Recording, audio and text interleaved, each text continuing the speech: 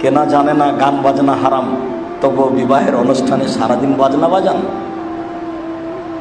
কেন বাজনা চলে সারাদিন?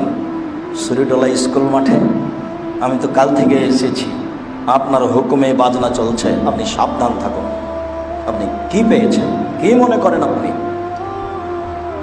বেশি ক্ষমতা দেখানোর চেষ্টা করবেন না, ক্ষমতা একদিন খর্ব হবে, মরলে তো হবে।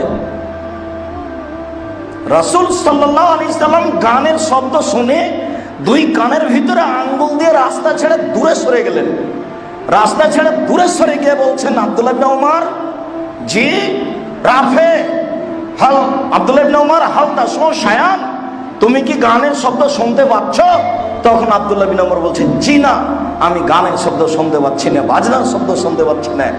ফারাফা ইসবাইহি বিনুজনাইহি, তখন আল্লাহর নবী তার দুই কান থেকে আঙ্গুল দুটো সরিয়ে নিলেন। বাজনার শুনে তিনি রাস্তা ছেড়ে দূরে চলে গেলেন। এটা আপনার নবীর কথা আমি নকল করছি। যে ধর্ম আপনি মানেন